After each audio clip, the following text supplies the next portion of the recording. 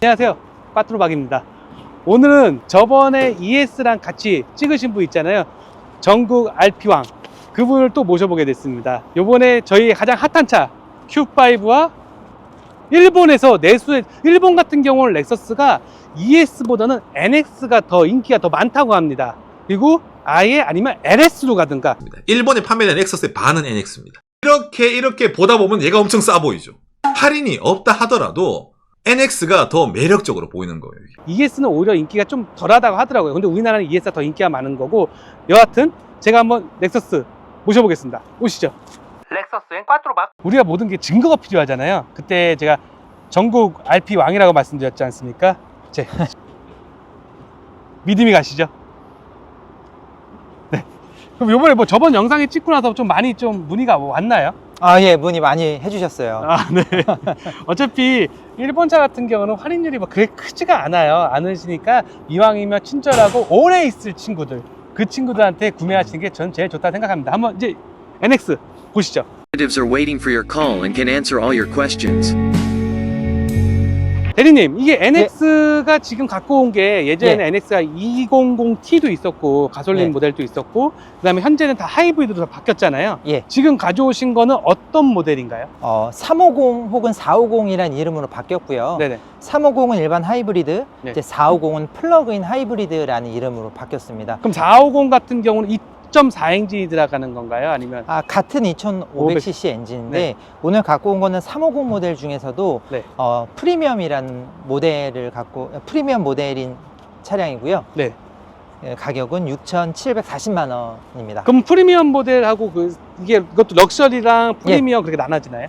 네, 럭셔리랑 프리미엄 이제 두 가지 테리미로 나뉘어지는데, 이제 럭셔리 모델이 풀옵션급이라고 좀 보시면 돼요. 가격은 약 1,000만 원 정도 차이가 나고요. 네. 전자장비적인 부분에서 차이가 좀 납니다. 네, 그러면 고객님들이 보통 궁금해 하실 거예요. 럭셔리와 이제 프리미엄 두 가지 등급이 있다는데, 일단 플러그인 일단 빼놓고, 어차피 플러그인 그렇게 많이 안 찾으시죠? 찾으시나요? 다소 떨어지긴 하지만 그래도 요즘 많이 찾고 계세요. 네, 그러면 가장 이제 메인이 럭셔리나 이제 프리미엄이기 때문에 두 개의 차이를 외관상 먼저 좀 말씀해 주실 수 있나요? 외관상의 차이는 이제 거의 없다라고 보시면 돼요. 헤드램프만 트리플이냐 아니냐로 좀 나뉘어지고요. 그 다음에 눈에 보이지 않는 부분에서 차이가 많이 납니다. 그럼 이거는 트리플이 아닌 거죠? 아니죠. 네네. 이제 휠도 프리미엄 모델, 뭐 럭셔리 모델, 그 다음에 플러그인 하이브리드 모델, 뭐 F 스포츠 모델에서 휠이 다 다릅니다. 그래서 이거는 프리미엄 모델 전용 휠이고, 약간 좀 이제 검은 색깔을 띠고 있다라 보시면 되고요. 그 윗 모델로 가면 이제 크롬이 좀 더해져서 조금 더 밝은 휠을 갖고 있습니다. 휠 인치는 또 동일한 거죠? 20인치, 20인치. 예, 맞습니다. 위에.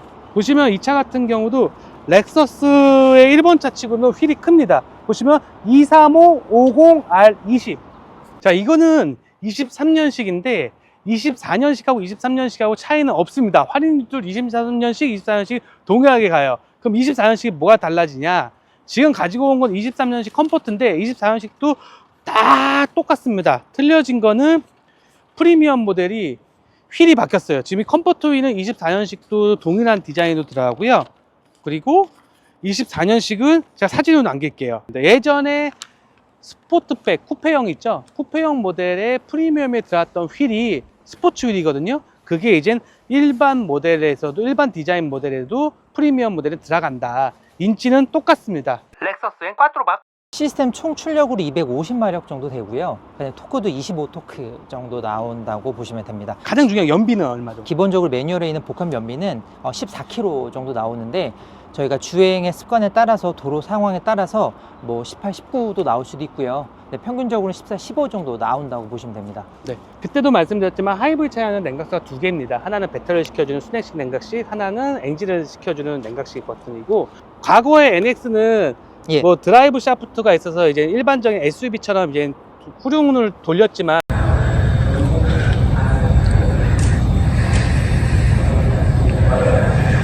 This is all-wheel drive unit.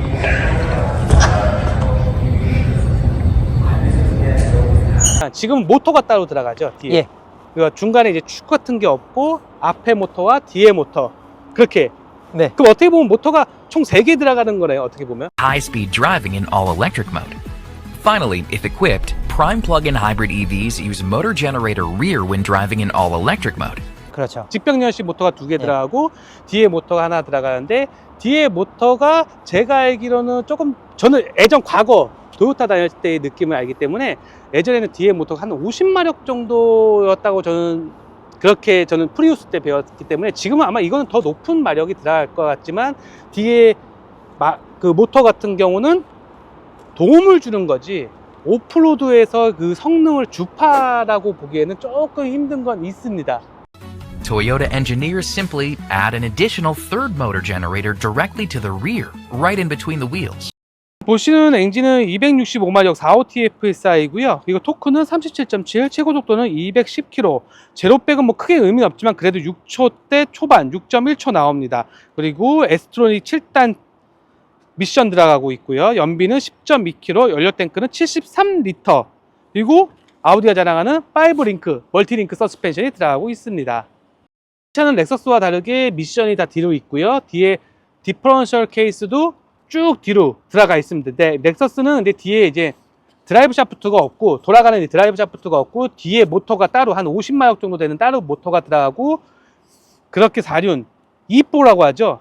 그렇게 들어가는데 저희는 아직까지는 예전 방식의 사륜이 들어가기 때문에 오프로드 주파 성능은 아우디가 훨씬 더 뛰어납니다. 보시죠. 미션 뒤로 쭉 빠져 있는 거. 보시는 거는 이제 맨하탄 그레이라는 뜻인 거고 이게 프리미엄은 이제 데이토나 그레이가 들어가는데 맨하탄 그레이는 약간 느낌이 청빛이 나는 그레이라고 보시면 될 것 같습니다. 그럼 안에 실내 사이즈 한번 볼게요. 실내 사이즈는 제가 지금 이렇게 타고 왔거든요. 이 정도로 편하게 타고 왔다 치면 뒤에 공간은 이 정도, 손가락 2개 정도의 공간이 있습니다. 이거 머리 공간은 넉넉합니다. 그리고 제가 항상 얘기하는 게 독일 차들은 폭스바겐뿐만 모든 독일 차들은 이렇게 항상 제가 강조하는 거 경첩 부분이 이렇게 주물 방식으로 튼튼하게 되어 있다. 근데 일본 차랑 현대차나 국산차는 아직까지 이렇게 안 되어 있고 이렇게 납땜 방식으로 되어 있다고 보시면 되고요. 그리고 여기 몰딩도 통 몰딩, 여기 검정색으로 막혀 있지 않고 통 몰딩으로 되어 있고 위에도 쫄대로 안 하고 알루미늄 그냥 탁탁탁탁탁탁탁탁탁탁 레이더 생산 방식으로 되어 있다. 그게 좀 프리미엄과 일반 차의 다른 점이라고 보시면 될 것 같습니다. 그리고 이거 여실 때 조심해야 되는 거는 저도 항상 좀 불안한데 이거 좀 애들 잘못했다 부러지면 난감해집니다. 이거 꽤 비싸요. 물어볼게.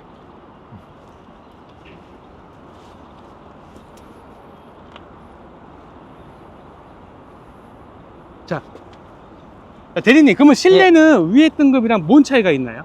옵션적인 차이나 그런 게? 실내 디자인은 거의 100% 같다라고 보시면 됩니다. 이제 눈에 보이지 않는 곳에서 옵션의 차이가 있어서 실내 디자인은 거의 똑같다라고 보셔도 무방합니다. 아 근데 이 차를 보면 헤드업은 없는데 윗등급은 헤드업 디스플레이가 있나요? 예, 있습니다. 아 윗등급은 헤드업 디스플레이 차이가 있고 지금 보시는 게 25년형인가요? 예, 맞습니다. 25년. 근데 제가 NX를 예전에 교육을 받은 적이 있어요. 근데 가장 신기했던 게 뭐냐면 후진을 넣을 때나 할 때 이 바닥이 보인다는 거. And it's quite cool to see what's underneath and be able to know that. 이 기능이 이것도 있나요? 아, 여기는 없습니다. 그 윗등급에 있나요? 예, 럭셔리 모델에 네. 어라운드 뷰 기능이 있는 모델에만 그 시스루 뷰 모드라는 게 있습니다. 네, 그러면 그게 뭐가 차이냐면 안에 뭐 고양이나 강아지가 있을 수 있잖아요. 그러면 아래 바닥까지 비춰주는 건데 그 바닥을 비춰주는 거는 카메라가 바닥에 있는 건 절대 아니고요. 미리 얘가 여러 가지의 카메라로 미리 바닥을 예상을 합니다. 그 예상 시나리오를 여기다 뿌려주는 거라고 보시면 돼요. 근데 그 기능이 정말 유용하긴 해요. 뭐 맨홀 뚜껑이 있다거나 뭐 특히 동물, 애견들이 그런 게 있을 때는 정말 유용한 옵션이다 보시면 되고 후방 카메라 화질 한번 마지막에 체크하고 갈게요.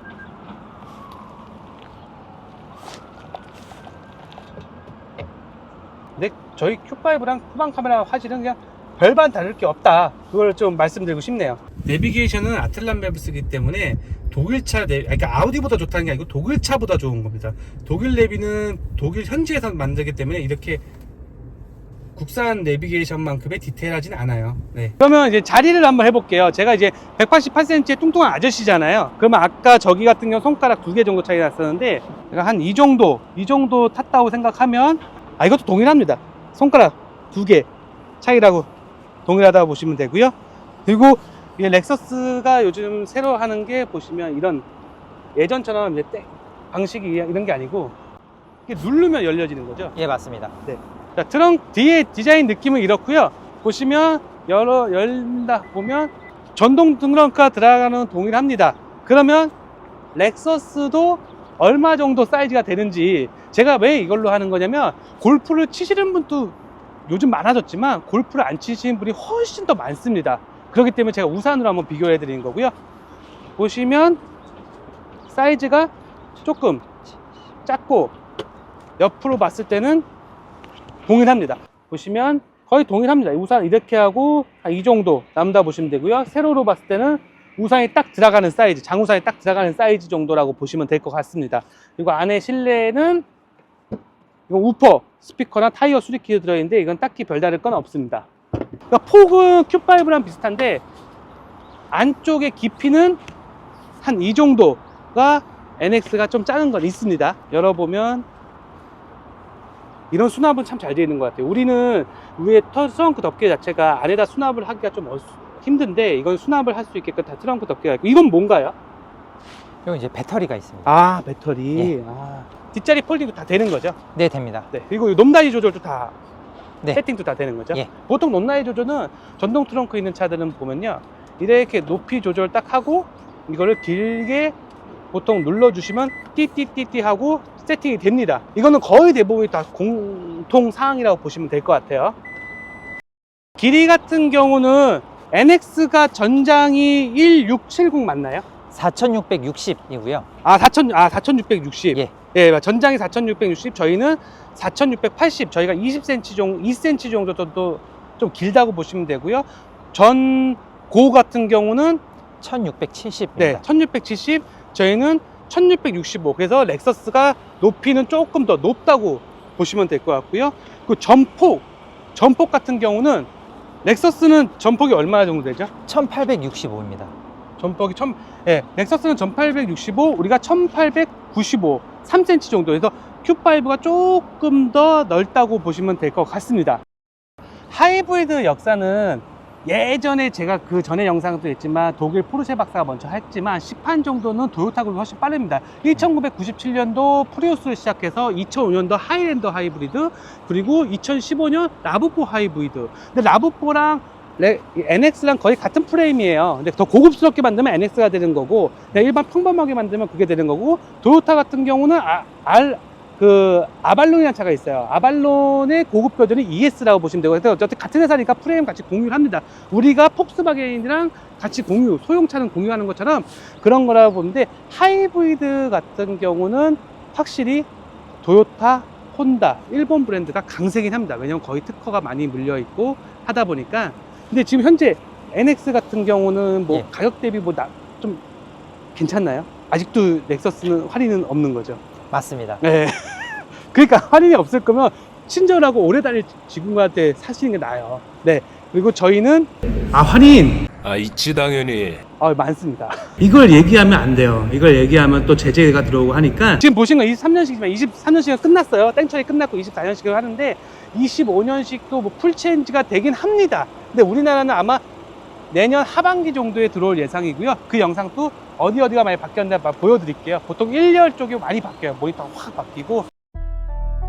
The design of the interior of the new Audi Q5 SUV is designed to be human-centric, consistently geared towards the needs of its users. The clear layout of the interior provides overview and forms the second basic feature, visual clarity. Functionality and aesthetics are combined down to the last detail. This clear design approach is evident in the horizontal structure of the control panel. An application made of high-quality material extends like a wing across the entire width of the control panel and rises at the transitions to the doors. The control panel forms the basis for the digital stage and for the form-fit integrated air vents. The consistent design of the center console and doors complements the orchestration of the interior. Components in aluminum look and C-clamp shape surround the controls in the doors and center console. With their ascending alignment, they emphasize the robust and sporty SUV philosophy of the Audi Q5. The central component of the interior is the digital stage, which is set up in front of the driver and front passenger in the form of the Audi MMI displays. The clearly aligned displays are integrated into the interior with a perfect fit. 네. 그렇게 많이 바뀝니다. 그래서 렉서스에 관해서 이제 궁금하시거나 뭐 LS나 뭐 LM이나 여러 기타 등등의 이제 렉서스 차량이 궁금하신 분은 이제 이용우 대리님한테 연락하시면 아주 친절하게 상담 드릴 거고요. 아우디는 도와주십시오. 다음 시간에 봐요.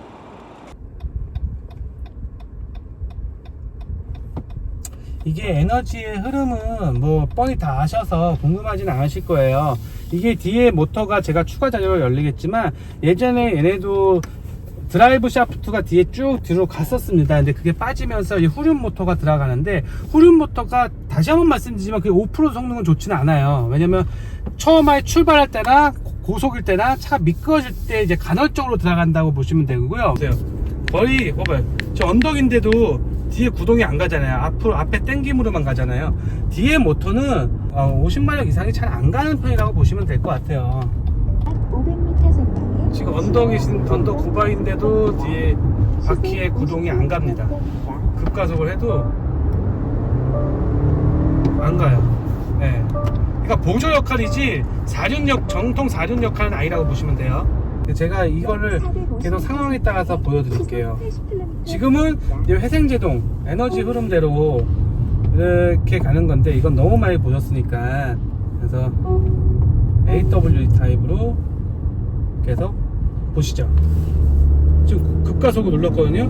급가속 눌러도 뒤에가 후륜의 힘이 많이 가지 않습니다. 이거는 어쩔 수 없습니다. 이게 뭐 렉서스가 안 좋다 그런 게 아니고, 이건 진짜 확실히 그겁니다. 이거 완전 도시명 SUV라고 보시면 되고, 근데 저희 차 같은 경우도 저 Q5 같은 경우도 보시면, 그러니까 ZF 8단이 들어가는 SQ5 같은 경우에는 후륜의 힘이 한 70% 이상이 가는데, 일반적으로는 저희는 급가속이라 그때 후륜의 일반 7단 4륜 같은 경우, 울트라 카트로 같은 경우 중간에 저희도 막 구동이 끊기고 뭐하고 하긴 해요. 그렇지만 오프로드 성능은 확실히 기계식 그렇게 드라이브 샤프트가 있는 것들이 훨씬 더 돌파 성능은 있습니다.